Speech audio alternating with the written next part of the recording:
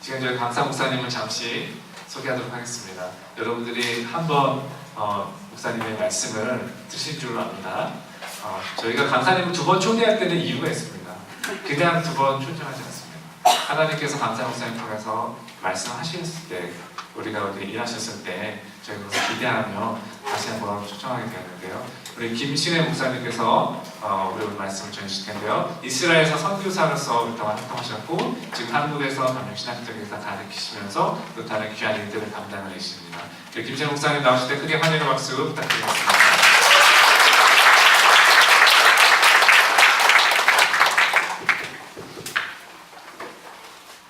여러분, 작년 2월 달에 뵙고 또다시 뵙게 돼서 정말 반갑습니다. 1월 달에 김한성 목사님께서 갑자기 메일을 보내셨어요. 여성교회에서 여성 수양회를 하는데 이제 오겠냐고 초청을 해주셨습니다. 그래서 제가 만사를 젖히고 오겠다는 그런 말씀을 드렸고요. 지난 1월부터 지금까지 우리 여성교회 박윤실 회장님을 비롯해서 20여 분의 임원들, 우리 한영 부회장님 수시로 저한테 업데이트 해주시고 준비하는 가운데 하나님께서 이미 부어주신 은혜들을 나눠주시는데요. 이미 은혜를 다 받고 제가 왔습니다. 굉장히 사모하는 마음을 가지고 왔습니다. 이제서야 고백을 하는데요. 지난 2월 달에 제가 성경 특강을 하러 오면서 준비를 많이 해갖고 왔습니다. 스크립트를 막 열심히 써서 설교 준비도 막 해가지고 왔는데요. 첫날부터 앞에 강대상에 섰는데 스크립트가 하나도 안 보이는 거예요. 아주 백지만 보이는 거예요. 제가 얼마나 당황을 하고 놀랐는지 모릅니다. 그런데 그 이틀 동안의 성경 특강하고 주일 설교에 제가 준비하지는 않은 그 하나님의 놀라우신 은혜, 하나님의 말씀을 저에게 맡겨주시더라고요. 제가 그런 체험을 하고 돌아갔어요. 사실은 제가 그 아무것도 안 보이는 백지를 놓고 다리가 후들거려서요 뒤로 쓰러지는 줄 알았었거든요. 그래서 큰 은혜를 받은 그런 기억을 가지고 이번에 하나님께서 다시 와싱턴 한인교회 불러주실 때 저는 개인적으로 큰 기대를 하고 왔습니다. 이번엔 하나님께서 저에게 어떤 은혜를 주시고 어떤 말씀을 주시려나 사실은 제가 은혜 받으러 갔습니다. 여러분, 저는 욕심이 많아가지고요 어디 가서 항상 앉으면 여기가 제 자리예요. 우리 교회에서도 제가 사역하는 교회에서도 항상 맨 앞에 자리가 제 자리고요. 학교 다닐 때 초등학교 1학년 때부터 맨날 여기가 제 자리였어요. 왜냐하면 제가 은혜 제일 많이 받으려고 네 그랬거든요. 오늘 이번 이틀 동안에 하나님께서 저와 여러분을 이곳에 초청을 해주셨을 때 예비하신 은혜가, 예비하신 말씀이 있는 것을 믿습니다. 저보다도 더 은혜 많이 받으실 생각하시지 마시고요. 제가 더 많이 받을 거예요. 여러분, 하여간에 하나님께서 이번 5번의 성경 말씀을 통해서 어떤 일들을 우리에게 보여주실지 기대가 됩니다. 여러분 한번 여기를 보시죠. 참 아름다운 길이죠. 오늘 이 수양관을 오면서 우리 최 장로님하고 같이 이 길을 왔는데요. 너무너무 아름다운 길, 이런 길을 왔습니다. 미국에 이런 길이 많이 있나요?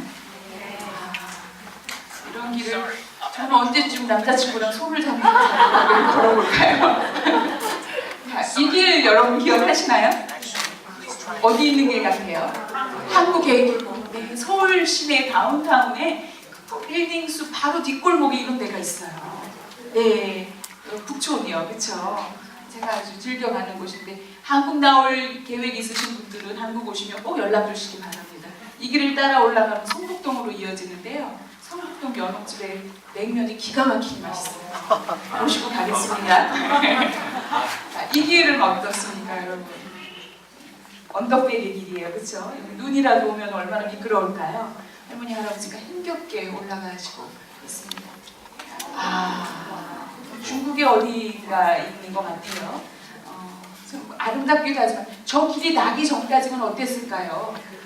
그냥 산으로 기 올라갔다 기 내려갔다가 굉장히 어려운 길이었을 것 같습니다. 꾸불꾸불한 산길. 이 길은요, 제가 일주일에 2번을, 이번 학기 제가 천안에서 강의가 이틀이 있어요. 강교신학교 말고도. 일주일에 2번을 제가 천안을 내려가는데요. 제가 은평 뉴타운에 사는데 10분만 늦게 가면은 집을 나서면 1시간 반 가는 거리가 4시간이 걸리더라고요. 네, 그런 트래픽이 심각한 이런 고속도로도 있습니다. 여러분, 우리가 길 위에 있다고 하는 것은요, 그 길에 목적지가 있어요. 그렇죠? 우리가 어딘가 어떤 길이든지 간에 길 위에 서 있다고 하는 것은 이 길 끝에 내가 가고자 하는 목적지가 있다는 것입니다. 한자로는 길을 뭐라고 읽죠? 도라고 읽어요. 성경에 보면 이 길이라고 하는 말이 참 많이 나오고 있어요. 따라해 보시기 바랍니다. 데레크. 데레크가 히브리어로 길인데요. 이 길이라고 하는 단어가 이 히브리 성경, 구약 성경과 신약 성경에 너무너무 많이 있어요. 예를 들어서 예수님도 나는 길이요, 진리요, 생명이라고 말씀하셨어요. 성경에서 하나님이 길을 말씀하실 때 데렉이라고 말씀하시는데, 이거는 그냥 우리가 목적지를 향해서 가는 그 길뿐만이 아니라 하나님의 방법, 하나님의 way, His way, 그분의 방법이라는 뜻도 가지고 있다는 것이죠. 하나님은 저와 여러분 개개인을, 단체를 위해서가 아니라 한 분 한 분을 위해, 저를 위해서 하나님은 우리 각자의 길을 예비하시고 우리를 그 길 위로 인도하시는 것을 여러분 믿으시기 바랍니다. 때로는 저는요, 아까 그 아름다운 길을 남자친구랑 손을 잡고 가고 싶은데요, 하나님이 아니야 신혜야, 지금은 너 산길을 걸어가고 있을 때야. 때로는 하나님, 저는 고속도로로 빨리 가고 싶은데요, 아니야 신혜야, 지금 너는 이 골목길을 걸어가고 있을 때야. 하나님은 늘 항상 제가 원하는 길로 인도하시진 않습니다. 하지만 한 가지 분명한 것은 He knows the best way for me and for you. And also He knows the best time for us. 하나님은 우리를 위한 최상의 방법, 최상의 길, 최상의 때를 아시고 계시는 걸로 믿으시기 바랍니다. 여러분, 여기 보니까 선배님들이 많이 앉아 계신데요, 인생을 뒤돌아보시니까 정말 그러셨죠? 하나님 정말 그러셨어요. 저는 여러분에 비하면 뭐 얼마 살지도 않았는데도요, 그 뒤돌아보니까 하나님 왜 그 순간에는 하나님 왜 제가 지금 이곳에 서 있나요? 하고 wondering, 제가 궁금해하고 때로는 하나님 앞에 원망했던 그 순간도 있었는데요, 뒤돌아보니까 하나님이 놀라운 방법으로 바로 그 순간에 하나님이 저를 그곳에 인도하셨고 그곳에 저와 함께 하셨더라고요. 자, 우리 같이 한번 이 말씀 읽겠습니다. 시작. 여호와의 길은 정직하니 의인이라야 그 길에 가리라. 그러나 죄인은 그 길에 거쳐 넘어지리라. 이 얘기를 누가 했냐면요, 호세아 선지자가 했어요. 호세아 선지자가 마지막 장에 14장 9절에서 이 얘기를 했어요. 호세아는요, 히브리어로 이렇게 써요. 그리고 어떻게 읽는지 아세요? 호세아, 이렇게 같이 한번 읽겠습니다. 시작. 호세아. 네, 호세아라고 하는 이름의 뜻은요, 구원자라는 뜻을 가지고 있어요.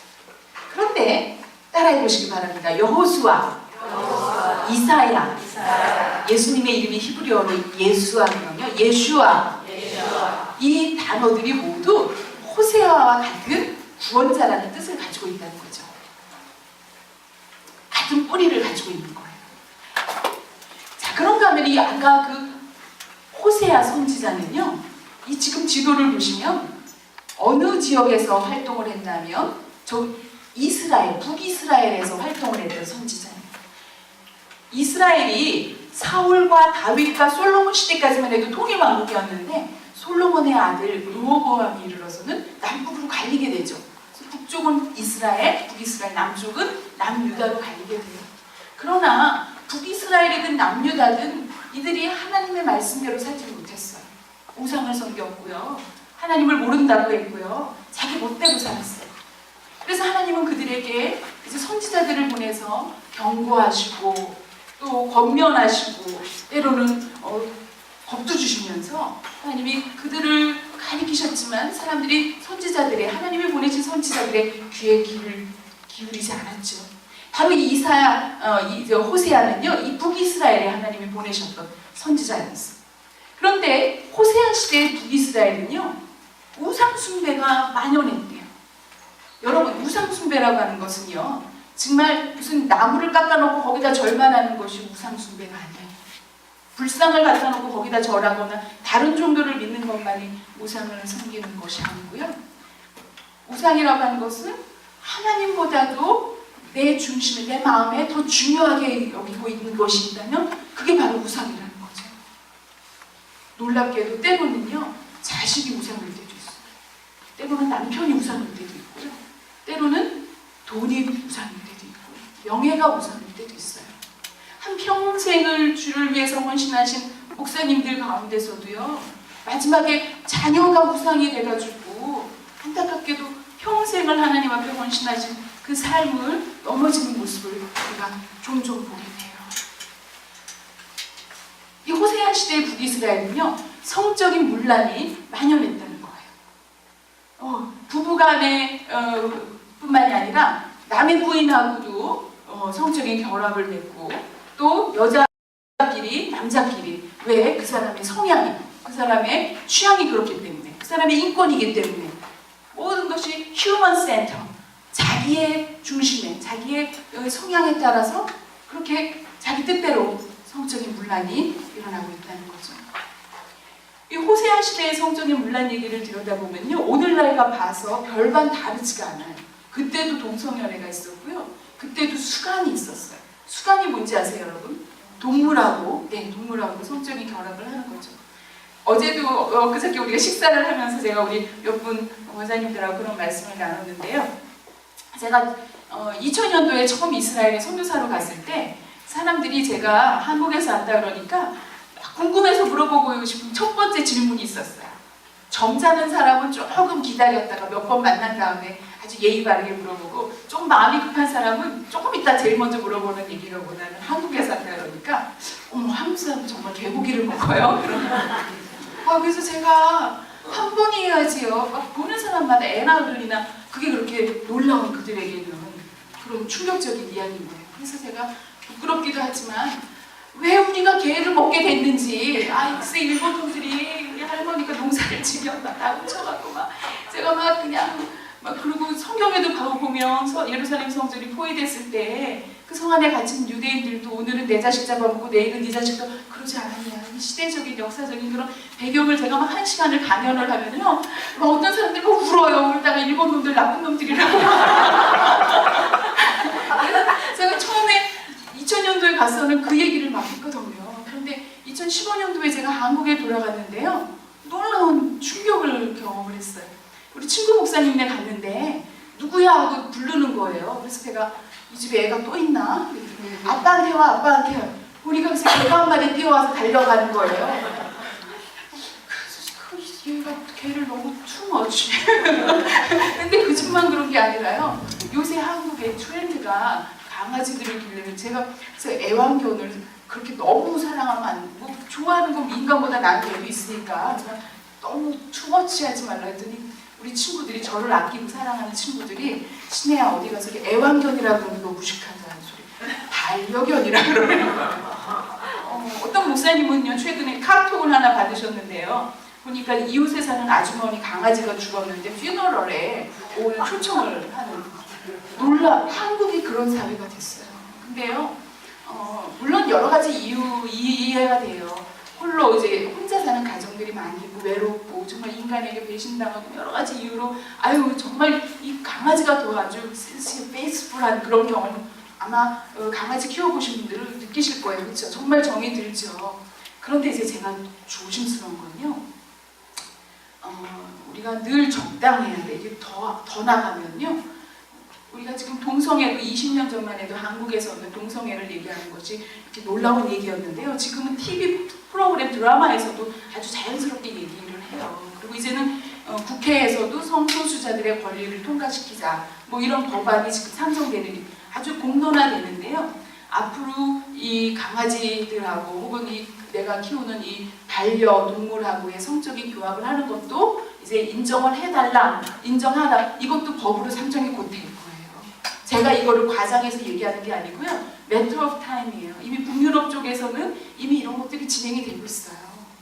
20년 전에 우리가 동성애하면 어우 그랬던 것이 이제 아주 자연스럽게 얘기를 하고 있는 것처럼 동물하고도 그렇다는 거죠.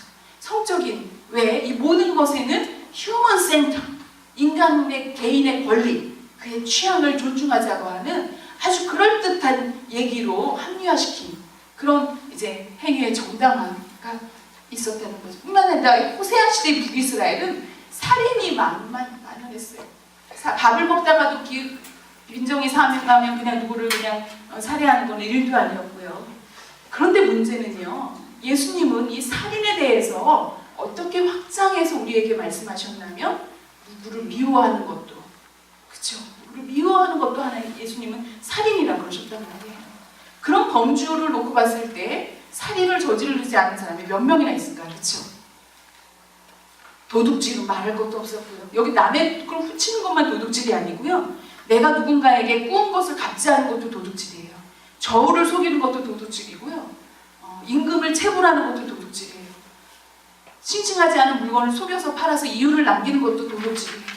우리가 기독교인이 한국 사회에 4명 중에 하나가 기독교인이라고 하는데도 이제 기독교인이라고 어디 가서 얘기를 못하는 이유가요. 우리가 기독교인이라고 유니폼을 입고 다니지 않아서 그런지 교회에서는 거룩하게 예배를 드리면서도 실제적인 나의 삶의 터전에 가서는 내가 도둑질을 하고 사는 거예요. 그런 모습 속에서 우리가 하나님 앞에 설 수 없다는 거죠. 거짓말은 뭐 말할 것도 없고요. 자, 지금 이 호세아 시대의 북이스라엘의 얘기들을 우리가 들으면서 그들을 어머나 걔들이 그랬대 정죄하는 모습으로 보고 시작을 했는데 가만히 얘기를 들여다보니까 저의 모습이 이 안에 다 있는 거예요. 호세아 시대의 모습이 오늘 저와 여러분이 사는 우리 시대에도 우리의 삶 가운데서도 지금 뿌리 깊게 내려 있다는 거죠. 호세아는 그런데 그 당시에 이런 모든 문제점들의 원인을 진단을 하기를 그 원인이 뭐였냐면 같이 한번 읽어보시겠습니다. 시작! 내 백성이 지식이 없으므로 망하는도다. 내가 지식을 버렸으니 나도 너를 버려 내 제사장이 되지 못하게 할 것이요. 내가 내 하나님의 율법을 잊었으니 나도 내 자녀들을 버려. 호세아는 아까 우리가 봤던 그런 모든 그 당시 만연했던 죄악의 이유를 어떻게 진단을 했냐면 하나님을 아는 지식이 없었다는 거예요. 이게 무슨 얘기일까요? 이스라엘의 타락 이유가 하나님을 아는 지식이에요. 우리가 어떻게 하나님을 알 수 있을까요? 하나님을 아는 지식은 제사장들이 직무를 태만했기 때문에 하나님을 아는 지식이 그 당시 사람들이 없었기 때문에 죄를 졌다는 거예요. 이게 무슨 얘기일까요? 제사장들의 직무가, 제사장들의 역할이 백성들에게 하나님을 대한 지식을 가르쳐주는 것이 그들의 역할이었다는 거예요. 그런데 그들이 그 일을 했다고요? 안 했다고요? 안 했다는 거예요. 그게 제사장들의 역할인 것을 우리가 어떻게 알고 있냐면은 신명기 31장을 보니까 이 말씀이 써 있는 거예요. 우리 같이 한번 읽겠습니다. 시작!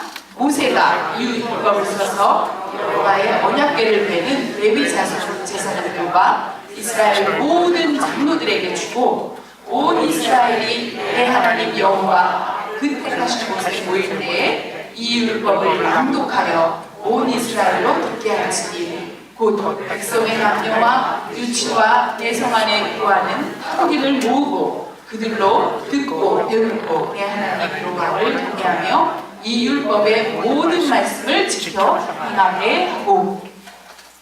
신명기 31장의 이 장면은요, 모세가 어디를 내려왔을 때 일어나는 장면이게요. 네, 막 시내산에서 내려왔을 때 이제 모든 제사장들과 모든 장로들을 불러서 지금 이 일을 하고 있는 거예요. 모세가 시내산에서 며칠 있었게요? 40일? 땡! 49일? 땡! 모세가요, 처음에 시내산에 올라갔는데요, 돌판에 하나님이 십계명을 써주셨잖아요. 근데 40일 동안 거기 있었어요. 이따가 내려오니까 빨리 안 내려오고 40일이 걸리니까 이 백성들이 세상에 아론을 들숙여갖고 황금 송아지를 만들어서 거기다 절을 하고 있었던 거예요. 그래갖고 모세가 화가 나가지고 그 돌판을 어떻게 했어요? 깨버렸어요. 하나님이 다시 불러 올리시죠, 모세를. 다시 올라갔는데 아까는 하나님이 돌판에다가 직접 써주셨는데 이번에는 모세 보고 네가 직접 돌판을 만들어 와라. 그리고 거기다 써주셨어요. 셀프 서비스를 하라고. 뭐든지 하나님이 한 번 말씀하실 때 들어야 돼요. 그렇죠? 그 두 번째는 가서 돌판에 또 써주셨는데 이번에도 또 40일을 하나님이 그를 데리고 있었어요. 모세가 왜 40일 동안 그곳에 있었을까요? 하나님이 그 돌판에 써주신 하나님의 말씀, 십계명을 풀어서 설명해 주신 거예요. 맨투맨으로. 안식일을 지키는 것이 무슨 의미가 있는지, 진짜 일 안 하는 게 안식일인지 오늘 저녁에 우리가 안식일 얘기를 할 건데요. 하나님만 섬기는 것이 무슨 얘기인지, 부모를 공경하는 무슨 얘기인지, 이거를 구체적으로 40일을 앉혀놓고 하나님이 가르쳐 주신 거예요. 자, 여기서 문제 나갑니다. 바이 더 웨이, 제가요 오늘 우리 최 장로님 트렁크에 제 가방에 이만한 게 큰 게 하나 있거든요. 그 안에요 선물이 있어요. 제가 그 무거운 걸 메고 인천에 서울에서 여기까지 온 거예요. 여러분, 오늘 내일 우등생은 제가 뽑을 거예요. 중간고사 한번 보고 기말고사 한번 봐서 통과 못하신 분들은 차 키를 다 뺐을 거고요. 공부 잘하신 분들은 우등생 있잖아요. 제일 맛있는 돌김, 깡통에 드는 돌김을 제가 1등상으로 갖고 왔고요. 초콜릿도 하나가 있고요. 네, 그리고 이스라엘산 꿀이 있어요. 우리 친구가 지난 한 3주 전에 그 공학 박사가 이스라엘에 한 명 있어요. 그 친구가 한국에 오면서 저한테 꿀을 요만한 거를 4개 들은 거를 갖고 왔는데, 제가 그걸 안 까먹어서 참고 여기 와서 여러분들 선물 드리려고 안 까먹고 갖고 왔거든요. 그 3개가 지금 트렁크에 있습니다. 눈을 반짝반짝반짝 잘 들으시기 바랍니다. 자, 여기서 문제 나갑니다. 이게 다 하나씩 쌓이고 문제 답이 다 쌓이는 거예요. 그렇죠? 다 제가 다 체크하고 있어요. 문제 나갑니다. 인류 최초의 성경 공부가 어디에서 일어날게요? 인류 최초의 성경 공부가 시내산. 브라보. 선생님은 누구세요? 하나님. 학생은 모세였어요. 네, 브라보. 네, 맞아요. 하나님이 인류 최초의 성경 공부가 거기서 시내산에서 40일 동안 있었던 거예요. 그런데 생각을 해보세요. 모세가 40일 동안 하나님 앞에 있었던 게 그가 행복했을까요? 즐거웠을까요? 괴로웠을까요? 제가요. 네, 제가 제 강의 시간에 어떤 클래스는 55명이 있는 클래스가 있어요. 그럼 대학원생인데도요, 저 뒤에 있는 학생은요, 휴대폰 꺼내놓고 딴짓을 해요. 멀리 있으니까 제가 체크를 못 하잖아요. 그런가 하면요, 어떤 클래스는 7명짜리 클래스가 있어요. 구약 원전이라고 히브리어로 성경을 읽는 건데요. 어려우니까 학생들이 안 들어와요. 그래서 7명이 있는데 이 7명은요 꼼짝 못해요. 다 제 눈앞에 있으니까 이렇게 제가 눈을 다 쳐다보고 있잖아요. 그런데 모세는 어땠겠어요? 혼자, 그쵸 장모님? 혼자 있으니까 눈도 깜빡 못하는 거예요. 40일을 세상에. 모세가 얼마나 힘들었겠어요. 라고 막 지쳐가지고 내려와가지고는 제일 먼저 한 게 뭐냐면 제사장들하고 장로들, 모든 지파의 대표들을 불러서 그들에게 자기가 시내산에서 하나님과 맨투맨으로 배운 말씀을 이제 직접 전달을 하는 거예요. 그러면서 그들에게 가서 백성들과 각 지파에 가르쳐요. 이스라엘이 출애굽한 다음에 시내 광야에 이른 것은요 3번째 달에 이르렀어요. 50일째 되던 해, 출애굽하고 50일째 되던 해, 출애굽을 기념한 것이 6월절이고요. 그 6월절부터 50일이 지난 데가 오순절이거든요. 오늘 저녁에 이제 절기 얘기할 거예요. 오순절에 바로 시내산에서 하나님이 모세에게 율법을 주셨어요. 여하간에 출애굽으로부터 시내산에서 율법을 받을 때까지는 50일밖에 안 걸린 거예요. 그런데 이 모세가 내려와서 제사장들과 장로님들한테 그 말씀을 전달하고 백성들에게 그 말씀을 가리키기까지는 얼마큼 걸렸는지 아세요? 그들이 시내 광야에 머물기를 1년 가까이 머물렀어요. 우리 마음 같아서는 지금 홍해를 건너왔으니까 빨리 가나안으로 가는 게 먼저인 줄 알았는데요. 하나님은 급하지 않으셨어요. 구름 기둥이 그곳에 그냥 멈춰 있기를 40일 동안 모세가 배운 얘기를 국민들에게는 똑똑한 사람들만 있는 게 아닐 거 아니에요. 그래서 애들한테도 심지어는 그들과 함께 따라 나온 타국인들에게도 그 말씀을 가르치고 알아듣게 하려니까 1년 가까이 그들이 시내 광야에 머물러서 그 말씀을 가르쳤다는 거예요. 또 가르치고 반복하고 또 가르치고 반복하고. 그때 연필이 있었겠어요? 종이가 있었겠어요? 그렇죠? 자꾸 반복하는 반복. 근데 여기서 또 문제가 나갑니다. 자, 영어 공부, 외국어를 잘하는 첫 번째 방법이 뭔지 아세요? 눈치가 빨라요. 제가 처음에 이스라엘을 갔는데요. 글쎄요. 히브리어로 배우는 거예요. 그래갖고 그 클래스가요. 완전히 정글이었어요. 막 팔토마임으로 막 그냥 선생님하고. 근데요, 제가 한국에서 영어를 그래도 다른 사람보다 잘했거든요, 중학교 때부터. 그래갖고 우리 대학교 다닐 때도 애들이 저한테 영어를 배우러 왔는데요. 근데 이거를 영어는 문법으로 배워가지고요, 말하는 게 힘들었어요. 그런데 히브리어는요, 가나다라 알파벳도 모르고 말부터 먼저 배웠는데 히브리어는 1년 됐는데 하나님이 말문을 열어주셔서요, 제가 히브리어로 설교를 할 수가 있었어요. 우리가 아기가 태어나면 문법 안 가르쳐주잖아요. 근데 까꿍 100번을 더 까꿍 하고 일로 엄마한테 일로 와 그러면서 아기가 말귀를 못 알아듣지만 그 엄마의 모션을 보면서 반복하는 걸 보면서 그것을 이제 인지하는 것처럼 언어는 그렇게 배워야 돼요. 언어는 눈치가 빨라야 돼요. 그 다음에 언어하고 똑같이 모두 눈치가 빨라요. 성경 공부에도 눈치가 빨라야 돼요. 성경 공부에도 눈치가 빨라야 돼요. 모세가 40일 동안 배운 것을 백성들에게 이제 1년 가까이 그곳에서 말씀을 가르쳐줬단 말이에요. 그러고 나서 이제 드디어 그들이 가나안을 향해서 가기 위해서 정탐꾼을 보내는 사건이 이제 가데스 바네아로 옮겨지면서 일어나는 거죠. 신명기 31장에서 모세가 했던 첫 번째 이야기는 그가 말씀을 배운 것을 백성들에게 전달하도록 제사장들과 장로들에게 그 역할을 줬는데 그들이 그것을 했대요, 안 했대요? 그 직무를 태만히 했기 때문에 호세아 시대의 사람들은 백성들이 제사장들이 말씀을 가르치지 않았기 때문에 하나님의 말씀이 뭔지 모르는 거예요. 이게 죄가 죄인지를 몰랐다는 거죠.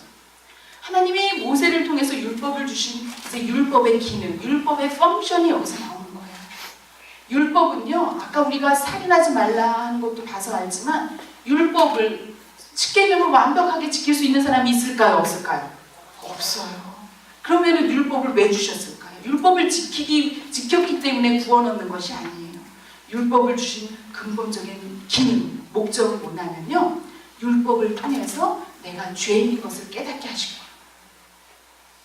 그게 왜 우리한테는 아주 필연적으로 중요한 사건이냐면요, 저와 여러분이 이 자리에 앉아있는 이유가 있어요. 공통점이. 그쵸? 저는 서울에서 왔고 여러분들은 버지니아에 살고 있지만 오늘 이 공간에 앉아있는 하나의 유일한 공통점은 뭐냐면요, 우리가 브라보! 네, 그것과 더불어서 저와 여러분의 정체성, 아이덴티티는 뭐죠? 우리는 하나님의 자녀. 근데 크리스찬이라고 그러죠. 기독교인이라고 그러죠. 기독교인, 크리스찬이라고 하는 말의 뜻은 뭐냐면요, 내가 예수님을 누구로 믿는다고? 구세주로 믿는다는 거예요. 예수님이 나를 구원해 주신 분이라고 믿는다는 거예요. 아까 이름의 예슈아처럼, 그렇죠? 근데 그 얘기는 뭐냐면 예수님이 나를 구하셨다는 거예요. 뭘로부터 구하셨다고요? 내가 죄인인 것을 내가 인지하거나 이해하지 못하면 예수님이 구원자라는 것이 의미가 없는 거예요. 우리가 광화문 사거리에 나가서 예수님은 우리를 구원하신 분이라고 아무리 백날 외쳐봐도요, 내가 예수님이 나를 뭘로부터 구원하셔야 되는 이유가 모르면 이유가 없어요. 그렇죠? 예수님을 저와 여러분이 믿고 고백하기 위해서는 첫 번째 통과해야 될 것은 내가 죄인인 것을 아는 거거든요. 율법을 주신 그 첫 번째 목적은 그 율법을 들여다봤을 때 내가 비로소 죄인인 것을 알게 하는 거예요. 그런데 이 호세아 시대의 사람들이 죄를 져도 죄가 뭔지는 몰랐던 거는 율법을 알지 못했기 때문이라는 거죠. 잠깐만요. 벌써 졸린 분들이 계시네요. 와, 이제 그러면은 저 선물, 저 맛있는 저 돌김이 이제 점점 컴피티션이 이제 줄어드니까 아무래도 앞에 계신 분들 중에 자, 오른손을 잠깐 들어보세요. 왼손을 잠깐 하세요. 시작! 굿모닝. 다 일어나셨죠? 네, 맞아요. 그런데 그 말씀을 맡은 자로서의 말씀을 가리키는 기능을 하는 것은요, 목사님들만, 제사장들만 혹은 장로님들에게만 주신 사명이 아니었어요. 신명기 6장에 보니까요, 이 말씀이 있는 것을 알게 돼서 같이 한번 읽어볼까요? 시작!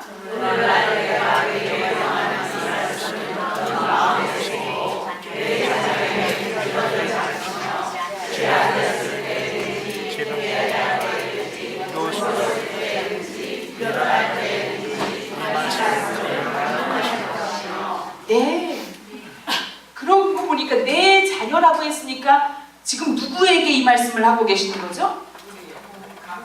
부모님에게 구체적으로 엄마 아빠의 첫 번째 역할이 뭐라고요? 자녀에게 하나님이 누구신지, 하나님의 말씀이 무슨 말씀이신지 가리키는 것이 부모님의 역할이었다는 거예요. 제사장만 탓할 게 아니에요. 장로들만 탓할 게 아니라 우리 부모의 역할이, 첫 번째 역할이 아이들 학원 보내고 좋은 옷 사주는 게 아니라 하나님을 말씀을 전하는 거예요. 근데 그 하나님의 말씀을 내가 지식적으로 전하는 거하고 엄마의 삶 속에서, 아빠의 삶 속에서 그 말씀을 통해서 하나님이 나를 어떻게 살리셨고, 어떻게 고쳐주셨고, 어떻게 위로하셨고, 그 말씀을 통해서 만난 하나님을 간증하는 엄마의 말씀이, 아빠의 말씀이 그 아이에게 전해졌을 때 교회 나가자 하고 하지 않아도 그 아이는 하나님을 부인할 수가 없다는 거죠. 엄마의 삶 속에서 만나준 하나님을 그 아이가 볼 때 그 아이는 하나님 앞에 나올 수밖에 없다는 거예요. 오늘 출애굽기 19장으로 다시 돌아갑니다. 아까 우리는 모세가 시내산에서 내려온 얘기를 했는데요. 이제 내려오기 전에 올라가는 얘기를 먼저 지금 다시 돌아가서 보겠습니다. 같이 읽겠습니다. 시작. 여호와께서 시내산 곧 그 산 꼭대기에 강림하시고 모세를 그리로 부르시니 모세가 올라가매. 그리고 그곳에서 하나님은 모세에게 하나님의 말씀을 주셨다는 거죠. 그러면서 그 말씀을 주시면서 하나님은 당신이 누구신지를 얘기를 하고 계세요. 뭐라 그러시나요? 출애굽기에서 그 아브라함과 이삭과 야곱의 하나님이라고 셀프 인트로덕션을 하고 계세요. 그러면서 그 하나님은 또 누구라고 신명기 5장에서 말씀하고 계세요? 나는 너를 애굽 땅 종되었던 집에서 인도하여 낸 내 하나님 여호와라. 출애굽 사건이 있기 전까지 그 하나님은요, 당신을 소개하실 때 나는 아브라함과 이삭과 야곱의 하나님이라고 소개를 하셨어요. 그 아브라함과 이삭과 야곱의 하나님에 대한 이야기를 이스라엘 백성은 애굽 땅에서 430년 종살이하는 가운데 늘 들어서 알고 있었어요. 아, 하나님이 아브라함을 부르셨대. 어디에서요? 갈대아 우르 땅에 있던 아브라함을 부르셨대. 그런데 그 갈대아 우르 땅에 있던 아브라함이 하란쯤에 갔을 때 하란에서 하나님이 아브라함만 따로 만나셨다는 거예요. 처음에 이 갈대아 우르에서 길을 떠났을 때는요, 그것을 이니시에이트한 것이 사실 아브라함이 아니었어요. 누구였죠? 아브라함의 아버지 데라가 그 아들들을 데리고, 이유는 알지 못해요. 이유는 성경에서는 얘기 안 하는데요, 가나안을 향해서 떠나기로 했어요. 이상하죠? 우리는 처음에 아브라함인 줄 알았는데 우르를 떠났던 건 아브라함이 시작이 아니에요. 아버지를 따라갔어요. 갔다가 여기 하란 쭉 왔어요. 지금의 터키 땅이죠. 터키가 아니죠. 여기 터키는 이쪽에 있고 여기가 어디쯤일까요? 시리아? 양. 요 바벨론, 지금 여기는 이라크 땅이 갈대아 우르. 그런데 아브라함을 아브라함의 가족 우르가 여기 데라가 살던 이 우르는요, 어디였냐면요, 그 당시 세계 4대 문명 가운데 하나였어요.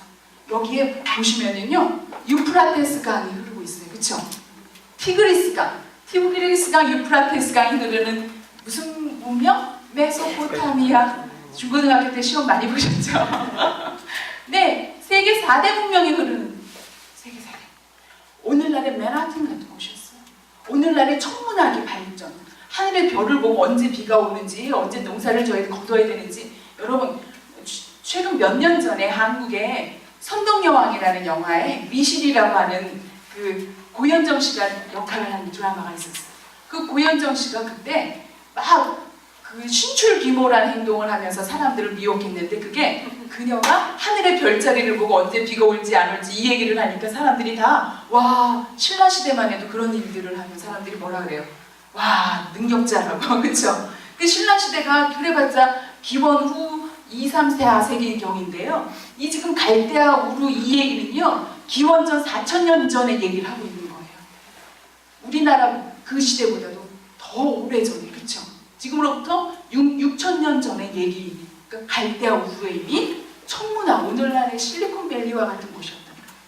그곳에서 주일날 제가 설교 말씀에도 그런 얘기 할 거지만, 자, 아직도 조시는 분이 계신데 어떻게 하면 좋을까요? 앰뷸런스 부를까요? 자, 거기에요. 글쎄, 남들은 초가집을 세고 흙집을 동굴에 들어가서 살고 있을 때 이 갈대아우르에서는요 벽돌을 구웠대요. 그리고 이 벽돌을 쌓을 때 아스팔트, 역청을 바르면 그것이 잘 되는 그런 걸 과학적으로 알고 있어요. 그런 엄청난 문명 속에 살고 있던 데라가 갑자기 가나안으로 가고 사는 거예요. 문제는 그가 하란에 이르렀을 때 하나님이 아브라함만 따로 부르셨다는 거죠. 하나님이 아브라함을 따로 부르시면서 창세기 12장 1절에서 이렇게 얘기해요. 내가 너에게 가라고 하는 곳으로 가라. 왜? 하나님은 목적이 있으셨어요. 내가 너로 하여금 뭐를 하시겠다고요? 큰 민족을 이루고 그 민족을 통해서 열방의 복을 받는 복의 근원이 되게 하시기 하나님의 계획이, 하나님의 프로젝트가 있었던 거예요. 우리가 아는 바와 같이 하나님이 이스라엘 통해서 만드신 백성이 누구죠? 이스라엘이에요. 이스라엘 통해서 열방의 복을 받는 복의 근원이 되게 하시겠다고 하셨는데요. 그것이 이루어졌을까요? 이루어졌을까요? 여러분, 이스라엘 통해서 받은 복이 많아요. 사실 우리가 노벨상을 탄 사람 중에 유대인들이 많단 말이에요. 의술, 과학, 천문학, 우리 인류 문명에 대단한 공헌을 한 것이 유대인들의 역할이 크긴 커요. 근데 그게 우리가 유대인을 통해서 받은 복 중의 복일까요? 우리가 유대인을 통해서 받은 복 중의 복이 누굴까요? 예수 그리스도예요. 저는 꼬마 때부터 늘 셈이 났어요. 왜 예수님이 한국에 안 태어나시고 왜 저 이스라엘에 태어나셨나? 저는요, 저녁에 아버지가 퇴근해갖고 오시면 저를 무릎에 앉혀놓고 성경을 읽어주셨어요. 아기 때부터. 지금도 기억나는 게 빨간 누가복음 어린이 성경을 그거를 읽어주시다가 조금 이제 걸어 다닐 때쯤 돼서 기어 다닐 때쯤 돼서는 그냥 아버지 큰 성경을 읽어주셨는데 그거를 눈으로 따라보면서 귀로 듣고 그냥 한글을 배웠어요. 그래서 저는 아버지를 통해서 처음 요셉 얘기를 들었고 모세 얘기를 예수님을 만났어요. 그런데 어렸을 때부터 제가 이해 못하는 두 이야기가 있는데 하나는 왜 예수님이 이스라엘에 태어나셨나 하는 거하고 하나는 왜 베드로를 믿음의 반석이라고 하셨는가. 아니 베드로가 세상에 그렇게 내가 죽도록 예수님을 따라가겠다고 하는 사람이 세상에 예수님 십자가 달려가실 때 어떻게 갔어요? 예수님 모른다 그랬잖아요. 제가 유치원 다닐 때부터 베드로가 마음에 안 들었어요. 그래서 아버지가 베드로 얘기를 읽어주실 때쯤 되면 제가 막 아빠 입을 막 막았대요. 베드로 싫다고. 근데요, 제가 언젠가 그런 간증을 여러분들께 지난번에 가서 했는지 모르겠는데요. 저는요, 치명적인 약점이 있어요. 물론 멀쩡하게 생겼지만. 그 치명적인 약점이 뭔가요? 뭔지 아세요? 저는요, 항상 입맛이 있어요. 밥맛이 꿀맛이에요. 그냥 아파도 밥맛이 맛있고요. 우울해도 맛있고요. 기운이 없어서 누워있다가도 누가 부시럭 먹으면 벌떡 일어나서 그러면서 입맛이 항상 있어요. 그래갖고 저는요, 금식을 못해요. 근데 저는 엄마인데도요, 우리 엄마가 금식을 밥 먹듯이 하셨거든요. 그래서 제가 어느 날 가만히 누워서 생각해보니까 하나님이 우리 엄마를 더 이뻐하실까 날 더 이뻐하실까 그 생각이 드는 거예요. 그래서 제가 전도사 대학원 졸업하고 전도사를 하고 있을 때인데요, 제가 사순절 기간에 내가 이번엔 죽기 살기로 3일 금식을 나도 좀 해보자 라고 집안에 금식 선포를 했어요.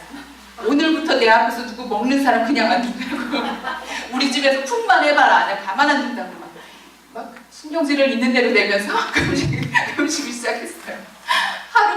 하루가 막 지났는데 저녁 때 되니까 막 어지럽고요. 이틀째가 됐는데요. 여러분 환청 아시죠? 멀쩡한 아무것도 아닌 들리는, 근데 여러분 환청처럼 환각도 있더라고요. 막 누구네 집에서 닭볶음을 해보는 냄새가 나고 막 군만두가 생각나요. 이틀을 제가요 막 금식을 막 제가 막 쓰러질 지경으로 하다가 3일째 5시간이 남은 거예요. 교회 출근을 했는데요, 사무실에 잠깐 화장실을 갔다 오니까 제 사무실에 글쎄 아니 누가 소보로빵하고 딸기우유를 갖다 놓은 거예요. 여성교회에서 성가 연습 오셨다가 성가 연습을 하고는 전도사 혼자 있다고 해서 누가 챙겨다 주신 거예요. 딴 데 같으면 어떤 권사님이냐고 좋아가지고 제가 막 신경질을 막 내면서 아니 5시간만 있으면 금식 끝나 누가 나 이렇게 방해하냐고 아무도 없는 사무실에서 제가 막 신경질을 내다가 정신을 차려보니까요, 제가 반을 먹었죠. 근데요, 제가요, 정말 리터러리하게 으앙 하고 울었어요. 리터럴 너무 억울해가지고 으앙 하고 우는데 제가 우는 소리에 베드로의 통곡 소리를 들었어요. 그래서 제가 그날 그 자리에서 엎드려서 하나님 얼마나 회개를 했는지 몰라요. 꼬마 때부터 베드로를 제가 되게 흉봤거든요. 그 12명 중에 이름 빼야 된다고 맨날 그랬는데 그 베드로의 심정이 어땠을까? 아니, 난 이 공법방 하나 때문에 되게 억울한데 베드로는 3년 동안 주님 앞에 쫓아다니면서 헌신하고 서원했던 그의 심령은 어땠을까? 제가 그날 하나님 앞에 얼마나 회개를 했는지 몰라요. 이해하지 못했던 게 베드로였고 하나님 예수님이 이스라엘에 태어나신 거였어요. 그래서 제가 초등학교 1학년 때 우리 장로님이 와서 어린이 설교를 하러 오셨는데요. 저는 기억이 안 나는데 장로님이 그 얘기를 하세요. 제가 맨 앞에 앉아있다가 장로님 질문이 있습니다 그러더래요. 그리고 그 질문을 하더래요. 왜 예수님이 한국에 안 태어나셨냐고. 안 그래도 어린이 설교가 힘들어가지고 장로님이 그 모든 대사를 외워가지고 가서 하다가 제가 그 질문을 하는 바람에 머리가 하얘지셨대요. 근데 제가 대학교 1학년 신학교를 딱 들어갔는데요. 어느 날 저를 김준도 사님이 이리 와보세요. 그래서 내가 네 그러고 달려갔더니 이제 자네가 신학생이 됐으니 그때 그 질문을 자네가 한번 대답을 해보게 그러면서 제가 꼬마 때 했던 그 얘기를 해주시더라고요. 여하간에 제가 이해할 수 없었던 것이 왜 하나님이 예수님을 이스라엘에 태어나게 하셨냐는 거였는데 그것은 하나님이 아브라함을 부르실 때 그 프로젝트의 최종 목적이었다는 거죠. 그 최종 목적을 이루시기까지 이스라엘은 그것을 캐리아웃, 하나님의 프로젝트를 캐리아웃하기까지 이스라엘은 수없는 고비를 넘어져 있어요. 우리가 알고 있는 홀로코스트는 2차 대전 때 한 번 일어난 게 아니에요. 최초의 홀로코스트 서바이브 한 사람 누군지 아세요? As a child? 모세였어요. 모세가 태어나던 무렵에 이집트 땅에 있던 모든 남자아이들을 죽이려고 했던 왜? 하나님이 이스라엘 민족을 한 민족이 되기까지 그들을 430년 동안 그곳에 두셨거든요. 그리고 마침내 한 민족이 됐을 때 그들이 꺼내서 이제 가나안으로 데려가려고 그러시는데 사탄이 방해를 한 거예요. 바로의 마음을 움직인 것이 하나님이시기도 했지만 그래야 그 자리를 흔들어야지 그들이 익숙했던 430년을 떠나거든요. 그러지 않으면 거기 아까 바벨론에 메소포타미아 4대 문명을 얘기한 것처럼 나일강의 이집트 문명도 보통 문명이 아니었어요. 그들이 비록 종살이였지만 고센 땅이라고 하는 곳에 그들이 자치구로 살면서 유대인들은 엄청난 문명을 누리고 살았어요. 그들에게 지금 430년 전에 아브라함과 이삭과 야곱에게 한 약속을 거들먹거리면서 모세가 길을 떠나자 그랬을 때 그들이 따라 나설까요? 아니요. 10가지 재앙을 그 땅에 내리시는 이유는요. 물론 바로가 이스라엘 사람들을 가지 못하게 했기 때문이기도 하지만 하나님은 그 10가지 재앙 속에서 이스라엘을 구별해서 지키시는 것을 이스라엘 민족이 눈으로 목도하면서 마침내 아브라함과 이삭과 야곱의 하나님, 전설 속의 하나님이 아니라 나의 하나님인 것을 그들이 목도를 하게 하신 겁니다. 그리고 그 목도하는 순간에는요, 이방인들도 있었어요. 마지막 10가지 재앙, 10번째 재앙은 뭐였죠? 양을 잡아서 문지방에 바르는 거. 말도 안 돼요. 집집마다 양을 잡아서 문지방에 바르라는 거예요. 하나님은 이렇게 비이성적인 얘기를 잘하세요. 그쵸? 무지막지한 얘기를 잘하세요. 그런데 그 하나님이 하신 것을 믿음으로 순종했던 사람들이 유대인들 가운데도 있었고요. 유대인들 가운데서도 똑똑했던 사람들은요, 넌센스! 하나님 지금 뭐 하시는 겁니까? 하고 안 한 사람들이 있었어요.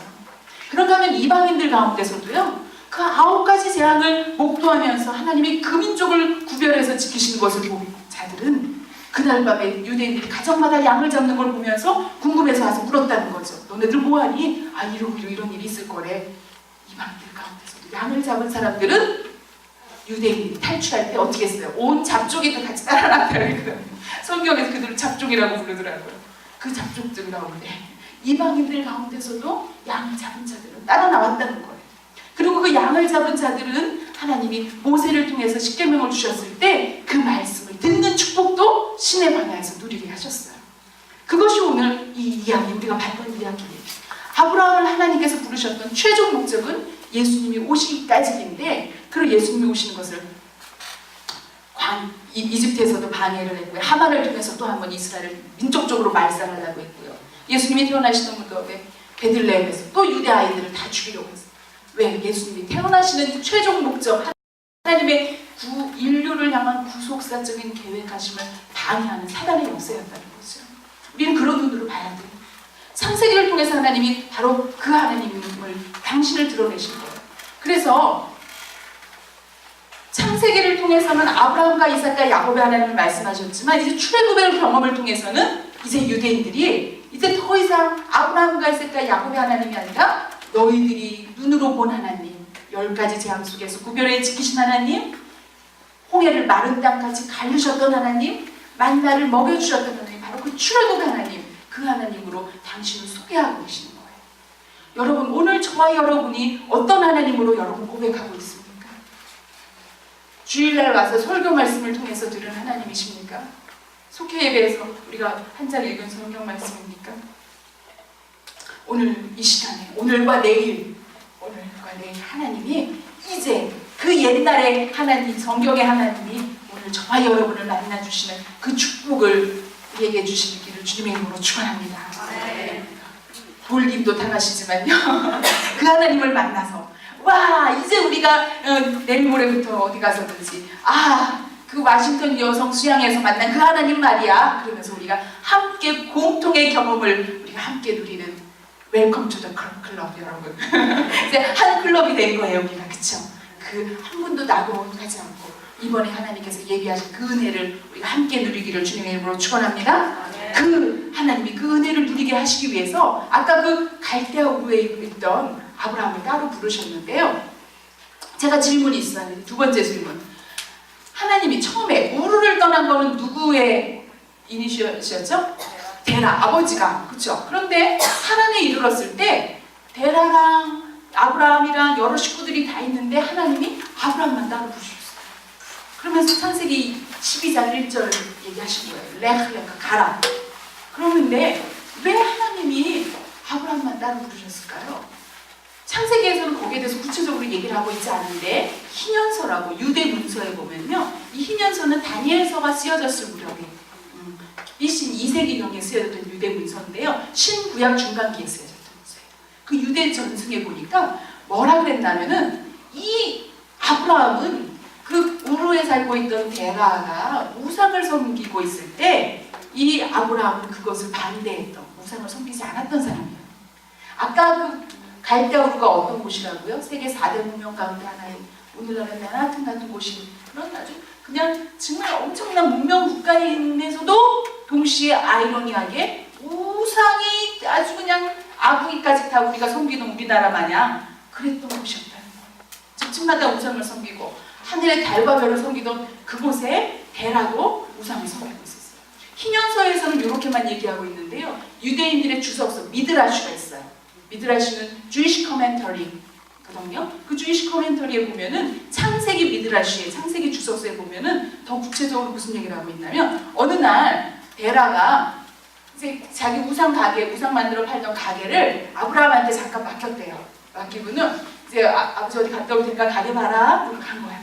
갔는데 어떤 여인이 와서 우상을 하나 사가려고 그러는 거예요. 그래서 아브라함이 이거 왜 가져갈래? 왜 사가려고 그러냐? 내가 아기를 못 낳아가지고 여기다 절을 하려면 아기 낳을 것 같아서 사간다고. 근데 아브라함이 아이고 멀쩡하게 생겨갖고 우리 아버지가 어저께 밤에 이거 막 깎아서 만든 거 내가 봤다고 돈 쓰지 말고. 그래서 보냈어. 조금 이따 어떤 할아버지가 다리를 쫄뚝쫄뚝하고 들어오더래요. 할아버지 보고 또 사람들 왜 사가냐고. 근데 다리 날라고 그러니까 병원 가는 게 낫다고 또 쫓아보는 거예요. 아버지가 가게 보라고 했는데 오는 손님을 다 쫓은 거예요. 그리고는 저녁에 몽둥이를 들고 아버지가 깎아놓은 거를 다 때려 부셨다는 거예요. 그리고는 하나 우상만 벽에다 세워놓고 그 몽둥이를 그 우상 손에다 쥐어놨어요. 아버지가 저녁에 와가지고 그러니까 가게가 난장판이 난 거예요. 그래서 야 이거 어떻게 된 거냐 했더니 아브라함이 시치미를 쭉 대고 아버지 저 큰 우상이 나머지 우상을 다 때려 죽였어요. 그러니까 아버지가 야 너 내가 어저께 밤에다 만든 건데 그게 너 말도 안 되는 소리 하지 않니? 아버지도 아시는군요. 맞지 않습니까? 아버지가 만든 거지 않습니까? 그룹을 어떻게 그걸 신이라고 소개합니까? 아브라함이 그랬다는 거예요. 그게 희년서와 미드라시, 창세기 미드라시에서 데라에 대해서 얘기 더 엑스트라로 인포메이션을 주고 있는데요. 근데 희년서나 그 창세기 미드라시뿐만이 아니라 이사야서에 보니까 결정적인 단서가 있어요. 하나님이 하란에 이르렀던 데라의 가족 가운데 특별히 아브라함만 부르셨던 이유가 있었는데 따라 읽어보시기 바랍니다. 시작! 너희의 조상 아브라함과 사람을 생각하여라. 아브라함이 혼자 있을 때 내가 그를 부르고 그에게 복을 주어 장성하게 하였다. 아브라함이 언제 있을 때? 혼자 있을 때. 그는 혼자 있은 적이 없어요. 아브라함은 하란에서 가족들하고 같이 있었어요. 그런데 왜 이사야는 그가 혼자 있을 때 하나님이 그에게 창세기 12장에서 가라 그러셨다고 얘기를 하고 있을까요? 아브라함은 영적으로 고독했어요. 아버지와 그 식구들은 우상을 섬기고 우상을 만들어 팔고 있을 때 아브라함은 영적으로 그게 잘못된 걸 알고 있었다는 거예요. 그 집에서 그는 고독한 사람이었어요.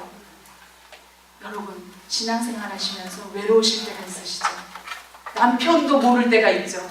자식도 엄마가 믿는 하나님을 모를 때가 있죠. 여러분 외로우시죠? 걱정하지 마세요. 주님이 여러분들을 만나시는 그 순간, 그 모먼트인 것을 여러분 아시기 바랍니다.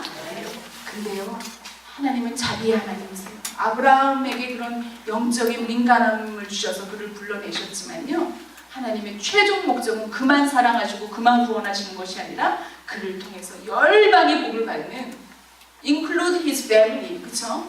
열방의 복을 받는 복의 근원으로 그를 하나님께서 부르신다. 때로 우리가 신앙생활하면서 영적으로 외롭고 고독하고 지치고 힘들 때 여러분 걱정하지 마세요. 여러분들을 통해서 하나님이 여러분의 가정을 구원하시고자 하시는, 여러분의 지역을 구원하시고 놀라운 프로젝트 가운데 여러분들을 부르시는 것을 여러분 들으시고 기대하시고 응답하시기 바랍니다. 아브라함을 그렇게 부르셨다는 거예요. 이 모든 일들을 호세아는 이제 이렇게 얘기하고 있는 거예요. 이 모든 일들을 아브라함을 부르신 하나님이 시내산에서 말씀을 주셨고, 그래서 이제는 더 이상 아브라함과 이삭과 야곱의 하나님이 아니라 출애굽의 하나님이라고 부르신 하나님이 주신 그 말씀을 자녀들에게 가르치라 그랬는데 너희들이 가르치지 않아서 죄가 죄인 줄 모르고 북이스라엘이 죄를 졌다는 것이 바로 호세아의 말씀이었어요. 하지만 호세아의 말씀에도 사실 하나님은 또다시 한번 찬스를 주세요. 어떤 찬스를 주시냐면 다시 한번 그들이 하나님 앞에 나와서 회개를 하면 하나님이 그들을 그 죄를 잊으신다는 것, 그리고 구원하신다는 것. 사실 이것은 호세아의 이름 속에 이미 그 국률해진 하나님의 그 세컨드 찬스가 있었어요. 여러분 호세아의 개인적인 삶을 여러분 기억하시죠? 그 부인이 계속해서 호세아를 배반하고 간음하고 간걸 또 그가 다시 불러와서 데려다 살고 이스라엘 민족과 하나님과의 관계를 호세아의 삶을 통해서 하나님은 드러내신 거예요. 하나님은 또다시 용서하시고 그들이 회개하고 돌아올 때 다시 찬스를 주신다는 그 말씀을 호세아라고 하는 이름 자체에 하나님의 최종 목적은 뭐라고요? 하나님 우리를 징벌하시는 것이 최종 목적이 아니라 언제까지라도 하나님께 세컨드 찬스를 주신다는 거예요. 그것이 호세아를 통해서 우리에게 하시고 계신다는 말씀이죠. 이것이 오늘 시내산에서 있었던 율법의 이야기였어요. 이 율법의 기능은 내가 죄인인 것을 알게 하기 위함이고, 그러면서 그 율법을 가르쳐 지켜 행하게 하는 것이 이제 하나님의 말씀이었어요. 율법을 시내산에서 받기 전까지는요, 유대인들은요 하나님이 누군지 사실 잘 몰랐어요. 사실은 출애굽하기 전에 10가지 재앙을 받지만요, 그 기적을 일으키시는 하나님을 보고 홍해를 마른 땅같이 건너기도 했고 만나를 먹기도 했지만, 그러나 하나님 시내산에서 하나님이 율법을 주시기까지는요 그들은 하나님에 대한 그냥 구름 속에 떠있는 추상적인 하나님이었어요.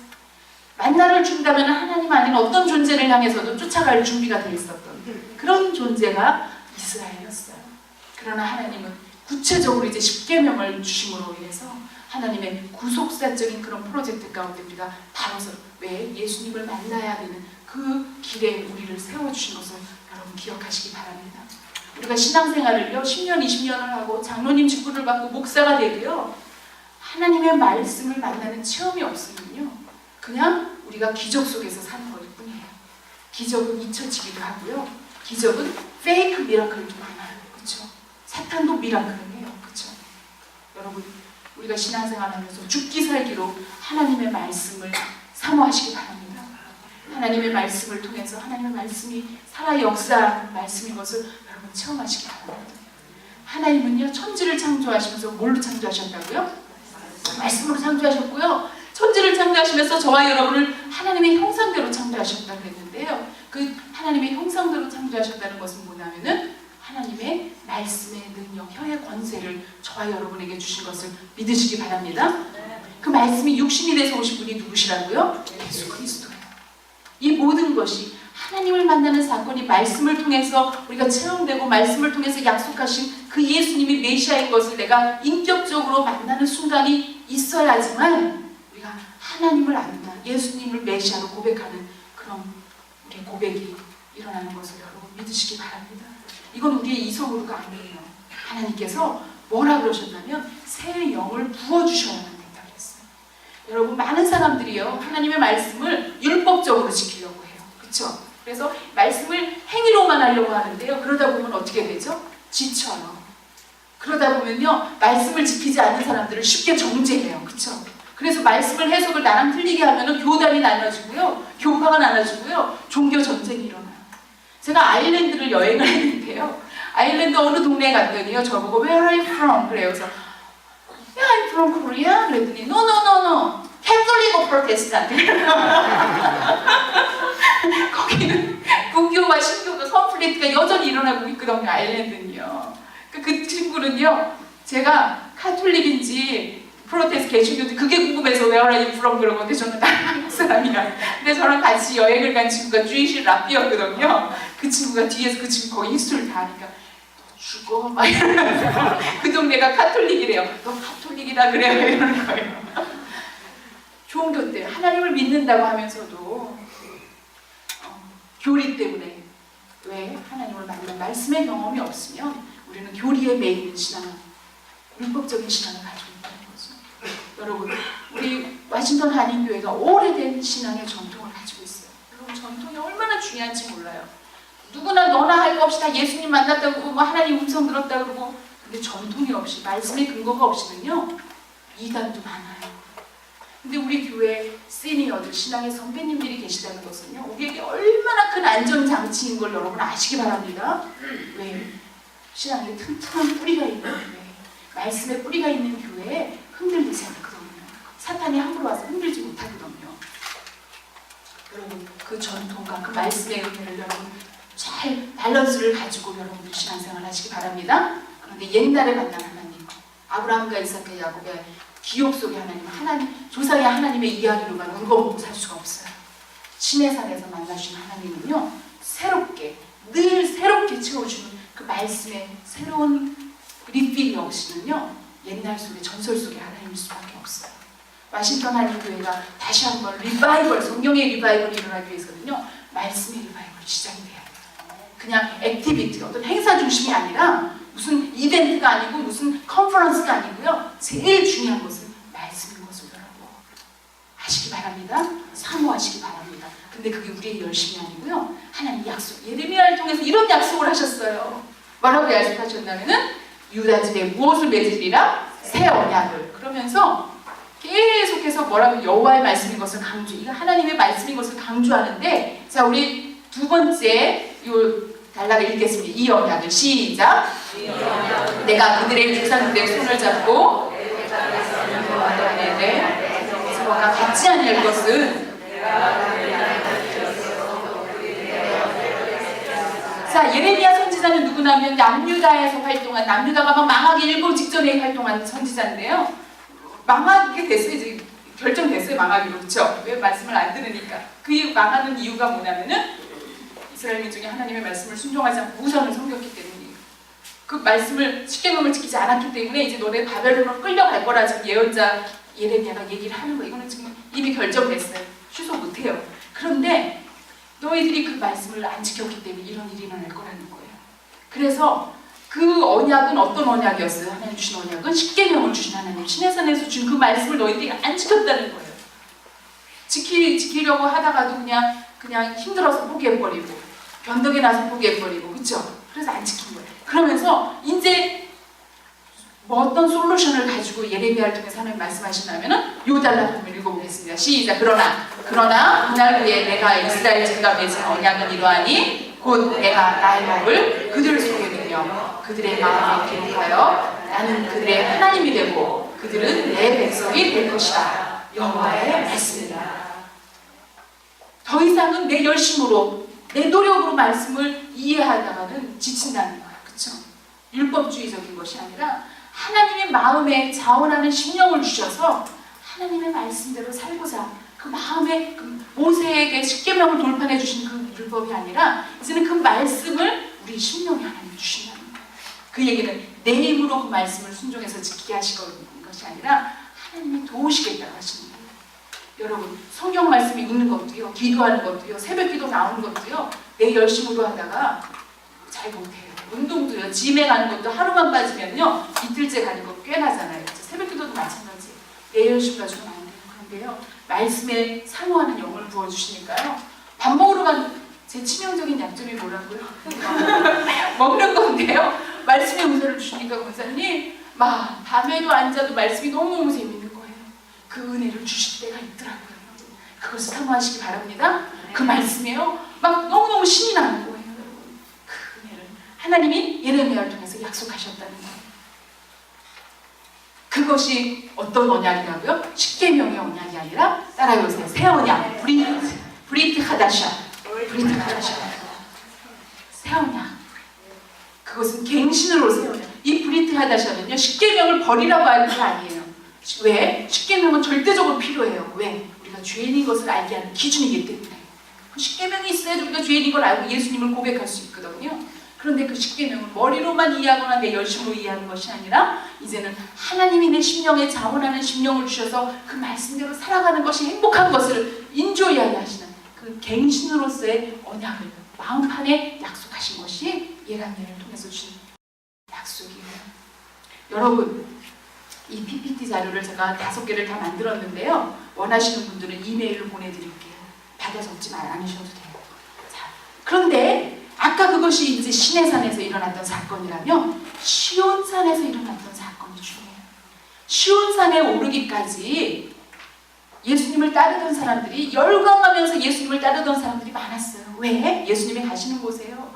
물고기 2마리, 보리떡 5개로 몇천 명을 먹이시기도 하고, 아픈 사람을 고치기고, 눈 감은 장님을 눈을 뜨게 하시고, 바다 위를 걸으시고, 예수님이 다니시는 곳마다 막 기적이 일어나니까요, 사람들이 막 그냥 도시락 싸갖고 쫓아다녔어요.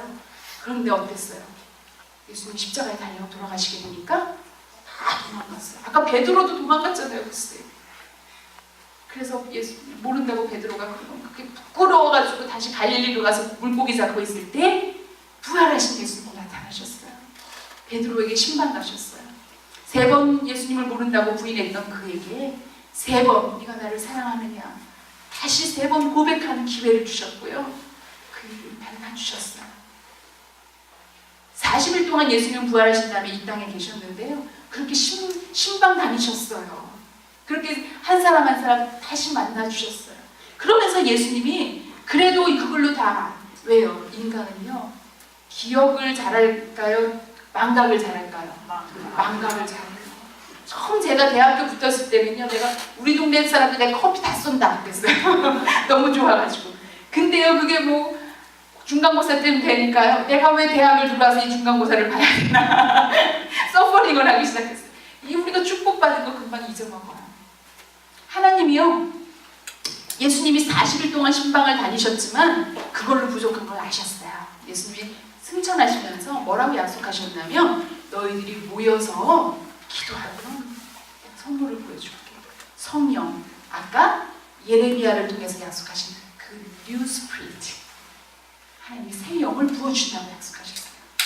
근데 그 예수님의 명령을 따라서 사람들이 시온산에 모였죠. 그런데 그 당시 그들이 시온산에 모인 것은요, 엄청난 리스크를 감내하는 거예요. 왜? 그들이 따르던 예수님이 십자가에 달려 돌아가셨는데 그 추종자들이 무리지어 모여 있는 것을 보면 로마 사람들이나 유대 지도자들이 위험하게 여길 수가 있거든요. 근데 그들이 예수님이 모이라 그러셨을 때 모인 거예요. 아마 처음에는 몇천 명이 모였을 거예요. 왜? 40일 동안 부활하신 예수님 소문을 듣고 사람들이 다시 막 몰려들었을 거예요. 그렇죠? 그런데 처음 모였을 때는 많이 모였지만 하루가 지나도 아무 일이 일어나지 않고 이틀이 지나도 일주일이 지나도 아무 일이 일어나지 않자 많은 사람들이 돌아갔을 거예요. 마지막 열흘째 되던 날 약속하신 성령이 그들에게 내렸어요. 마침내 성령을 받았을 때 그들은 바벨탑에서 하나님의 언어를 흩으신 것과는 반대로 그들은 외국어 공부를 한 적도 없는 이들이었는데 그들이 하는 기도 소리가 그때 유월절을 지키고자 오순절을 지키고자 전 세계에서 돌아온 유대인들이 예루살렘에 모여있던 유대인들이 그들이 하는 기도 소리가 자기가 온 나라 말로 들렸다는 거예요. 바벨탑의 사건하고는 완전히 다른 상반된 사건이었죠. 바벨탑은 하나의 언어가 헷갈려서 서로 못 알아듣게 된 거였는데요.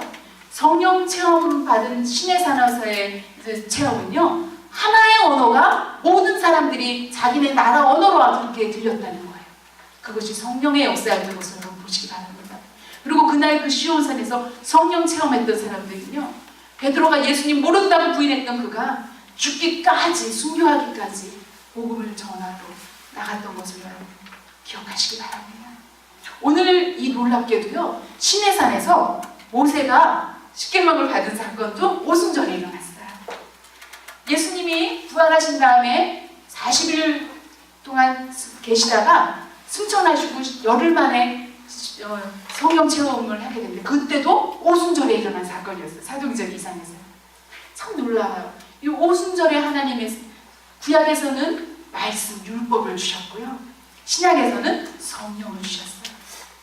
율법과 성령은요, 함께 있을 때 그 기능을 완성할 수가 있는 거예요. 로봇과 합체가 되는 거예요. 그렇죠?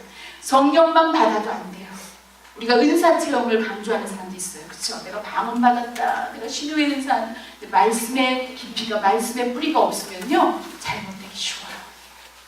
우리가 말씀을 아무리 잘해서 신학 박사, 구약 박사를 해도요, 성령 체험이 없으면요, 그냥 하나의 학문으로 그가 하나님의 말씀을 아는 것밖에 없어요. 우리 신앙생활도 마찬가지예요. 우리가 하나님을 만난 말씀의 체험은요, 성령의 도우심으로 늘 새롭게 갱신돼야 되는 것을 여러분 믿으시기 바랍니다. 그리고 그것을 사모하시기 바랍니다. 그것은 우리의 노력으로, 우리의 의지로가 아니라 전적인 하나님의 은혜예요. 그것은 하나님이 이미 저와 여러분에게 주시고자 예비하고 계신 거예요. 우리는 구하기만 하면 되고요, 하나님 앞에 그 그릇을 내어드리기만 하면 돼요. 여러분, 이제 오늘 이따가 점심하고 이따가 저녁하고요, 너무너무 재밌는 얘기가 있는데요, 지금부터 이렇게 좋으시기 시작하면요, 어떻게 할까요? 저는요, 좀 까칠해가지고요, 저는 강의 시간에 조는 우리 신학생들이 있으면요, 집에 가도 된다 그래요. 처음에는 얘들이 신나갖고 집에 갔다가요, 나중에 불안해갖고 다시 돌아오는, 그러니까 안 좋아요. 여러분, 이거 졸리는 것도요, 우리 의지대로 안 돼요. 그쵸? 아마 제가 좀 재미가 없게 하는 것 같은데요, 저를 위해서 기도 많이 해주시기 바랍니다. 네. 아, 그러셨어요? 네. 우리 커피도 있고 맛있는 것도 드시고, 그래서 오늘 아마 제가 때로는 너무 길게 할 수도 있고요, 때로는 좀 너무 짧게 할 수도 있는데, 여러분 시간에 구애받지 마시고요, 성령님이 우리 인도하시는 대로 요거 오늘과 내일 그냥 우리 맡겨볼까요? 네. 그래서 하여튼 이따가 2교시요, 너무너무 재밌으니까요, 기대하시고 오시고, 그리고 이제 우리 Q&A 서로 질문하고, 또 우리가 서로 코멘트도 하고, 여러분과 제가 하나님께서 만나신 말씀을 함께 우리가 쉐어링하는 그런 시간을 함께 가졌으면 좋겠습니다. 여러분 감사합니다. 우리 두 번째 시간에 뵙기로 같이 우리 먼저 회장님 나오셔서 광고하시기 전에 우리 같이 한번 기도하도록 하겠습니다.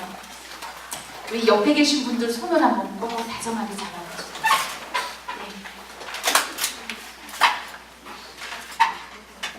아버지 하나님 감사합니다.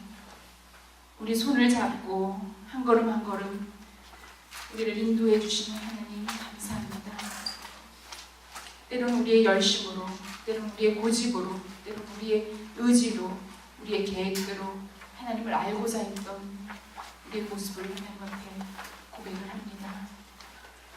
하나님의 전적인 은혜가 아니고서는 우리가 하나님을 만날 수 없음을 우리가 압니다. 하나님, 우리를 긍휼히 여겨주시옵시고 이제 하나님 품에 우리가 온전히 안길 수 있도록 하나님 도와주시옵소서. 우리를 자녀 삼으시고 하나님을 나의 아버지라고 부를 수 있는 특별한 은혜를 우리에게 허락하신 것을 우리가 기억하고 그 하나님을 찬양하며 그 하나님 앞에 감사하며 하나님을 의지합니다. 하나님 붙들어 주시옵소서. 우리 각 심령마다 하나님께서 아시고 들으시고 보시고 계시는 그 기도 제목들이 우리의 근심거리가 아니라 하나님을 만나는 놀라운 축복의 열린 문이 되도록 하나님 인도하여 주시옵소서. 우리 앞에 무너질 여리고성을 허락하여 주시옵시고 우리 앞에 갈라질 홍해 바다를 주신 은혜를 감사합니다. 우리가 그 하나님 하시는 일들을 목도하고 증거하며 하나님을 찬양하기를 원합니다. 하나님, 우리 손을 잡아 주시옵시고 옆에 지체로 세워주신 우리 형제자매들을 하나님께서 붙들어 주셔서 우리가 함께 주님 손을 잡고 함께 우리 옆에 있는 친구들 손을 잡고 주님과 함께 걷는 우리의 삶이 되도록 하나님 축복하여 주시옵소서. 나의 하나님을 찬양합니다. 나의 하나님 앞에 감사합니다. 하나님, 영광과 찬송 받아 주시옵소서. 살아계신 하나님을 찬양하며 예수님의 이름으로 감사하며 기도드렸습니다. 아멘.